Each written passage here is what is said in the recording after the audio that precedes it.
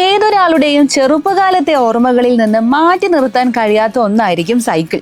ഒരു കാലത്ത് കുട്ടിക്കാലത്തെ അവധി ദിനങ്ങളെ അവസ്മരണീയമാക്കിയിരുന്നത് സൈക്കിളുകളായിരിക്കും. സൈക്കിൾ എന്ന് പറയുമ്പോൾ ഓരോ ഇന്ത്യക്കാരുടെയും മനസ്സിലേക്ക് മധുരമുള്ള ഓർമ്മകൾക്കൊപ്പം ആദ്യം എത്തുന്ന ഒരു പേരുണ്ട്: ഹീറോ. പാകിസ്ഥാനിലെ കമാലിയയിൽ നിന്ന് ഇന്ത്യയിലേക്ക് 4 സഹോദരന്മാർ നടത്തിയ സൈക്കിൾ സവാരിയുടെ കഥയാണ് ഹീറോയ്ക്ക് പറയാനുള്ളത്.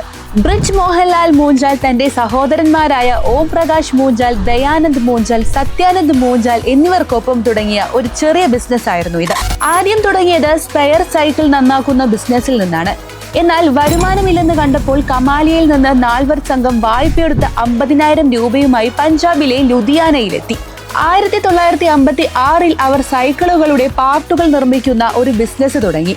പിന്നീട് നടന്നത് ചരിത്രമായിരുന്നു. എക്കാലത്തും ഇന്ത്യക്കാരുടെ സൈക്കിൾ പ്രണയത്തിന്റെ അവസാന പേരായ ഹീറോ അങ്ങനെ യാത്ര ആരംഭിച്ചു.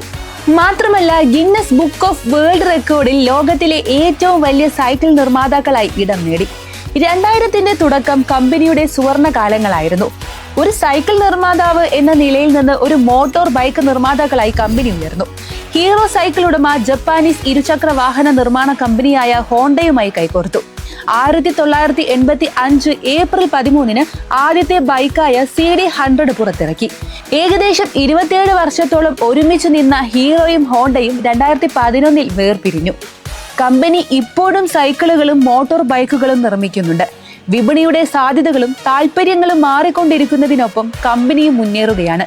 പുതിയതായി ഇലക്ട്രിക് സൈക്കിളുകളും കമ്പനി അവതരിപ്പിച്ചിട്ടുണ്ട്. ഇന്ന് ഹീറോ മോട്ടോർ കോർപ്പ് എന്ന പേരിൽ അറിയപ്പെടുന്ന കമ്പനി പ്രതിവർഷം 75 ലക്ഷം സൈക്കിളുകളും നിർമ്മിക്കുന്നുണ്ട്.